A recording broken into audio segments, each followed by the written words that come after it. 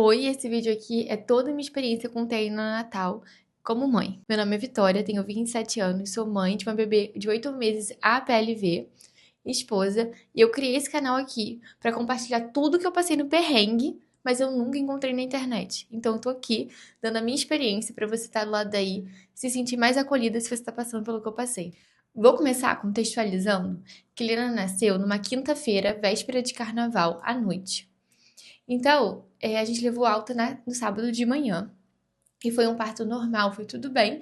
Então, no sábado de manhã, quando a gente foi levar alta, nos orientaram que a gente podia levar a Helena no pediatra depois do carnaval. Com 10, 15 dias de vida, não teria problema nenhum, porque tava tudo bem.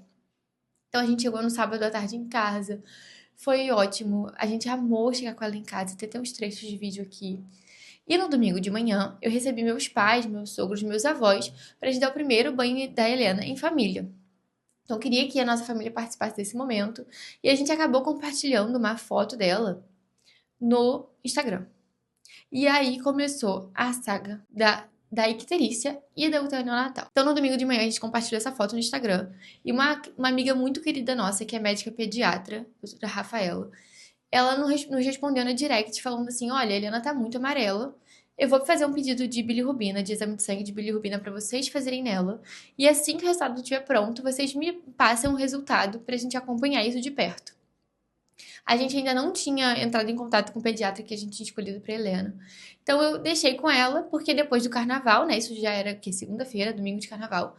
Então na outra semana eu mandaria pro pediatra dela. Nós, na segunda-feira de manhã, fizemos o teste do pezinho e o exame de sangue de bilirrubina. Só que a Helena foi ficando cada vez mais amarela. E um dos sintomas que ela teve logo quando ela começou a piorar foi a irritação. Então, na segunda pra terça-feira, que foi o dia que ela internou na UTI na terça-feira à tarde, foi a pior noite da vida dela até hoje. Ela já tá com 8 meses. E a pior noite foi de segunda pra terça-feira, antes dela internar na UTI. Assim que o resultado saiu, a nossa amiga Rafaela, que é médica pediatra, ligou pro meu marido e falou: olha, leva ela pra UTI. Nesse nervosismo de leva ela pra UTI, a gente não perguntou o que tinha que levar pra UTI. Como é que ia ser a UTI, a gente não perguntou, a gente só literalmente obedeceu e pegou a Helena e foi pra UTI. Então, eu cheguei lá, eu levei os exames que saíram, né, do nascimento dela, certidão, documento plano de saúde, enfim, e levei uma malinha de maternidade básica, assim, não, nem cogitei levar mais coisa. Chegando lá, o dia que ela foi internada, foi numa terça-feira, foi o único dia que não tinha visita na UTI. Então, literalmente, ela deu entrada em internação, foi internada, e eu não pude acompanhar esse momento, nem o restante da internação, porque era o dia de descontaminação da UTI. Então, se você está passando por isso já, a primeira dica aí que eu vou te dar é: saiba os dias e horários de visita, os dias que tem descontaminação, que não tem descontaminação. Logo quando você chega, pergunta como funcionam os protocolos de entrada na UTI, porque tem todo um processo de descontaminação de quem está visitando. Não pode entrar com celular, não pode entrar com nada disso. Isso a gente não sabia, tá? A gente só foi e a gente descobriu tudo lá no perrengue. Então a gente deixou a Helena lá, eram mais ou menos 3 horas da tarde a hora que ela internou. E a visita com a passagem da médica, né, neonatologista, era à noite, às 8h30, 9 horas da noite. Então a gente saiu, já chorava, gente. Aqui eu tô contando calma, mas na hora, a partir do momento que falou, leva pra UTI, eu comecei a chorar. E aí não parei mais de chorar. Então a gente ficou lá chorando e tentando notícias, tentando saber o que ia acontecer. Mas, de fato, tinha que esperar até as 8h30, 9 horas da noite, que era quando a neonatologista ia passar a visita. Então a gente foi lanchar. Era umas 7h e pouca da noite. E até então eu não sabia a gravidade que tem da icterícia. Como eu falei, eu vou fazer um vídeo separado só sobre icterícia. Esse vídeo é só sobre a UTI. E aí, quando eu entrei na UTI às 8h e pouca da noite, o meu mundo mudou completamente.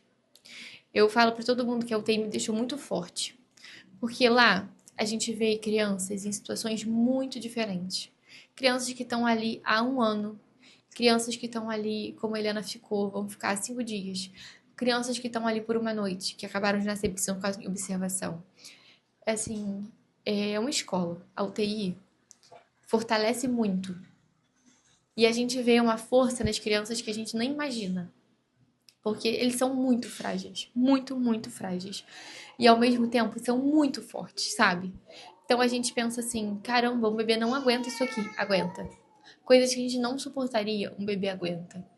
E eles aguentam sozinhos, porque eles estão ali na incubadora, sozinhos naquele momento. Muitas vezes os pais voltam a trabalhar e não conseguem mais acompanhar o filho na UTI. Então, esse primeiro impacto meu na UTI foi muito grande, assim. E eu só chorava. Gente, eu só chorava. Agora eu tô contando sério, assim, tranquila, mas eu só chorava. E aí a médica passou às 9 horas da noite. E aí eu explicou a evolução. Deixa eu fechar a janela. Bem melhor. Bom, e aí a médica passou ali 8h30, 9 horas da noite pra conversar com a gente e explicar o que a Helena tinha, quais eram os procedimentos que seriam feitos nela e também os próximos passos, né? As orientações do tratamento dela.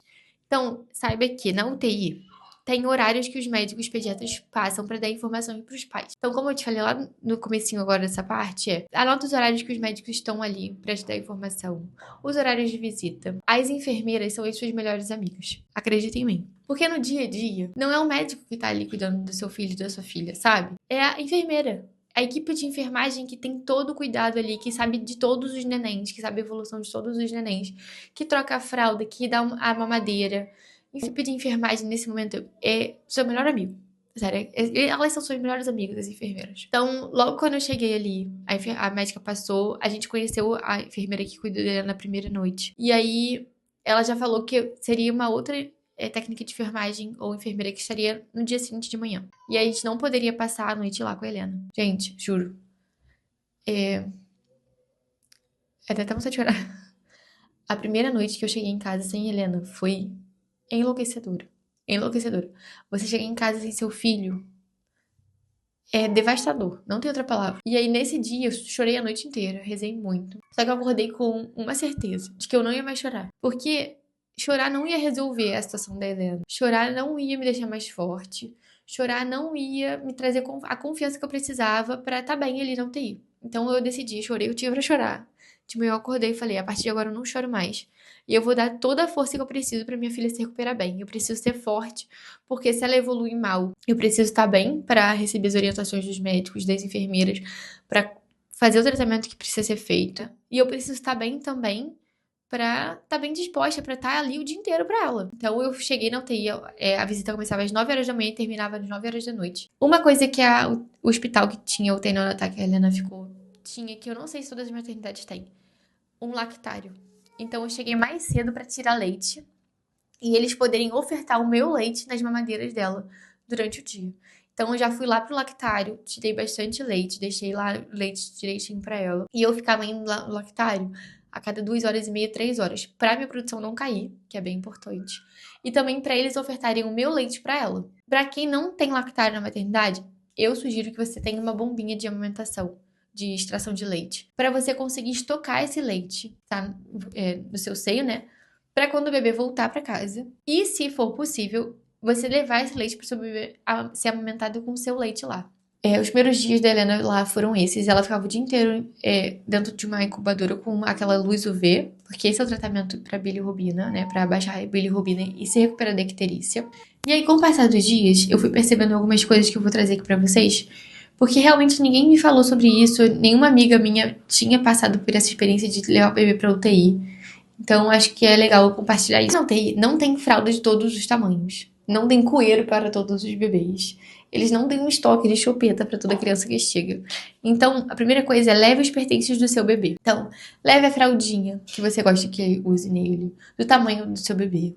Leva a pomadinha dele. A chupeta dele, se você quiser que ele use chupeta. A chupeta dentro da UTI é um conforto pro bebê, porque o reflexo da sucção acalma os nenéns. E eles estão ali sozinhos dentro de uma incubadora, com soro, às vezes com sonda, igual a Helena ficou. Então, assim, é muito importante que eles tenham como se acalmar, sabe?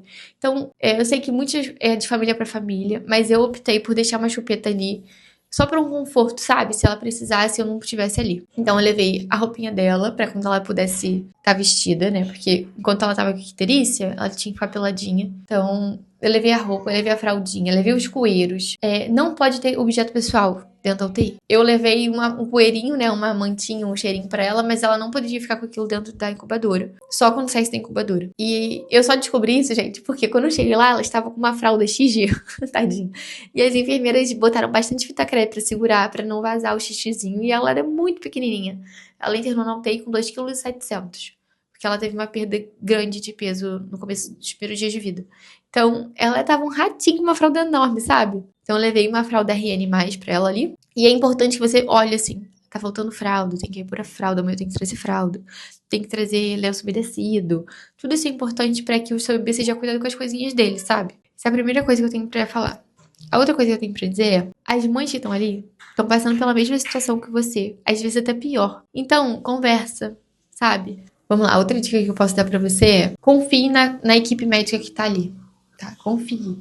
Às vezes as mães se desesperam, do tipo, ai, vai ter que tirar sangue de novo, vai furar meu filho, eu não quero que fure meu filho, chora. Eu sei que dá nervoso, dá um desespero ver seu filho ser furado pra botar soro, botar sonda, tirar exame de sangue, fazer exame de glicose, isso tudo. Mas é pro bem dele, é pro bem do seu filho, da sua filha, é pro bem dele. Então, assim, tenha a certeza no seu coração de que toda a equipe que tá ali tá fazendo o máximo que eles podem pelo seu bebê tá bem. Tenha certeza disso. Mesmo que seja no hospital público que tenha bastante criança, quando os enfermeiros, os médicos que estão ali cuidando do seu filho, da sua filha, eles estão ali para cuidar do seu filho. Então, eles estão fazendo tudo o que eles podem. E se um exame de sangue é necessário, eles têm que fazer o exame de sangue. E cabe a nós, mães, estarmos calmos para acalmar o nosso neném. Porque se a gente estiver muito desesperado, os bebês sentem o que a gente sente. Então, eu estar tranquila ajudou muito nisso. Porque a Helena ficou com sonda, a Helena ficou com soro, a Helena tinha que fazer exame de sangue 2 vezes por dia. E se toda vez que ela fosse fazer isso tudo, eu tivesse que sair da UTI pra eu me acalmar, ficar longe dela, eu acho que eu ia ficar mais ansiosa, sabe? Então eu estar calma fez com que os enfermeiros me deixassem participar desse momento ali perto. É lógico que eu não podia ficar segurando ela, nem podia ficar muito perto, mas eu podia observar eles fazendo os procedimentos nela e saber que tá tudo bem. Então eu ficava calma, juro. Dava uma angústia, me dava uma angústia. Às vezes eu dava uma choradinha, dava uma choradinha. Mas nada de desesperador. E isso me fortaleceu muito para os próximos passos com a Helena. Hoje ela tem 8 meses, mas eu não me desespero quando ela toma uma vacina. Se ela tem que fazer um exame de sangue, se ela tem que fazer qualquer procedimento médico, assim, que seja um pouco mais incômodo, eu não me desespero, porque eu sei que aquilo ali é pro bem dela, sabe? Uma vacina é pro bem dela. Um exame de sangue é pra eu saber se tá tudo bem com ela. Então, a UTI me fortaleceu muito. É lógico que na minha situação, a Helena ficou só 5 dias na UTI. Pra mim foi uma eternidade. Mas quando você tá ali na UTI, como eu falei, tem crianças que estão ali há 1 ano, sabe? Tem crianças que estão ali com condições muito piores do que o seu bebê. Às vezes muito melhores que o seu bebê. Cada bebê é único ali. E tem uma história. E eu usei isso pra me fortalecer como mãe. Porque assim, eu penso assim, eu tive a oportunidade, graças a Deus, de estar ali todos os 5 dias que ela tava. Mas eu vi mães também que tiveram neném, o bebê foi pra UTI, a mãe levou a alta, a licença maternidade acabou, a mãe teve que voltar a trabalhar e o bebê continuou na UTI. E isso, assim, essa experiência eu não passei, eu não posso dar o meu relato aqui, mas o que eu vi das mães que eu conheci ali é que elas confiam plenamente na equipe que tá ali cuidando dos bebês dela, sabe? E que elas sabem que esse é o melhor lugar pro bebê estar naquele momento. Porque eles estão sob cuidado, eles estão sendo alimentados, estão sendo trocados, eles estão com um suporte médico que eles têm que estar naquele momento. Eles não estão na UTI à toa. O bebê que está na UTI, ele está na UTI porque ele precisa. Se seu filho está na UTI, seu filho está na UTI, ele precisa estar ali. Porque só a UTI tem um suporte médico para seu filho estar mais saudável. Então, quando eu consegui me conscientizar disso, já era o 3º ou 4º dia que ele não estava na UTI, eu falei pro meu marido assim, vamos aproveitar para dormir. Porque quando ela chegar de volta, acabou a brincadeira, acabou o descanso. Brincadeira. Mas isso foi, assim, foi o jeito mais leve de eu conseguir lidar com isso, sabe? Então, quando eu ia embora da UTI, do horário de visita, às 9 horas da noite, eu tinha esse sentimento nos últimos dias. Ela tá bem cuidada, ela vai ficar no melhor lugar que ela pode estar agora. Eu deixei meu leite pra ela, ela vai ter assistência, então eu vou aproveitar pra descansar também, pra estar bem amanhã pra ela. Uma coisa que eu descobri, depois de tudo isso, é que, de acordo com o ECA, o Estatuto da Criança e do Adolescente, o hospital não pode restringir o acesso dos pais a nenhum ambiente onde os filhos estejam. Porque o bebê é um uma criança, né, menor de 18 anos. E ele tem que estar sempre acompanhado dos pais. Em qualquer hipótese, ele tem que estar acompanhado dos pais. Então, de acordo com a legislação brasileira, não existe isso do pai e mãe não podem dormir aqui. Eu não tinha essa informação antes. Então, eu segui as regras do hospital, a orientação do hospital. Mas, hoje eu agiria diferente. Hoje eu insistiria pra pelo menos passar uma noite ali, a primeira noite que fosse, com ela pra eu ficar mais tranquila, sabe? Mas Deus sabe das coisas, eu acho que esse processo me fortaleceu muito, como eu falei, muito mesmo. E a luz apagou, por isso que a iluminação mudou. Mas eu não sabia essa informação antes. Foi a informação que eu tinha, eu segui as regras que o hospital me ofertou ali na hora, e eu entendi as limitações que o hospital tinha. Mas hoje eu faria diferente. Eu dormiria pelo menos a primeira noite com a Helena pra ficar mais tranquila, sabe? Mas se o seu bebê tá. Você pode dormir com o seu bebê, durma com o seu bebê. Mas tenha essa consciência de que ele está bem. Então, se você quiser ir pra casa um dia, tomar um banho, dormir uma noite inteira, não se sinta culpada por isso. Reveza com o seu marido, olha, hoje você vai, amanhã eu vou. Porque se a gente não tiver bem, pra estar bem pro bebê, é pior, sabe? Porque aí é o bebê doente, a gente acaba ficando doente junto. Então descansa, aproveita que ele tá no melhor lugar que ele pode estar para a saúde dele. Se você tem uma rede de apoio, pede para sua rede de apoio te render algum horário para você conseguir tirar leite com mais calma, para você conseguir tomar um banho, para você comer direito, porque nenhuma amamentação se sustenta se você não beber água, se você não se alimentar, se você não estiver tranquila, sabe? Então, esse é o feedback que eu tenho para dar aqui. Então, essa é a minha experiência com a UTI. Espero ter ajudado você que tá do lado daí a não se sentir tão sozinha. É, se eu lembrar de mais coisas, eu vou fazer uma parte 2 desse vídeo da UTI aqui pra vocês. Porque eu realmente não achei esse tipo de conteúdo e eu gostaria de ter ouvido essas coisas quando eu tava do lado daí, sabe? Um beijo grande. Se inscreve aqui no canal, curte, deixa um comentário se esse vídeo te ajudou. E eu espero que seu bebê que está na UTI saia logo da UTI e se recupere logo. Porque nada é melhor do que a gente sair da UTI e levar alta, tá bem? Um beijo grande, fiquem com Deus.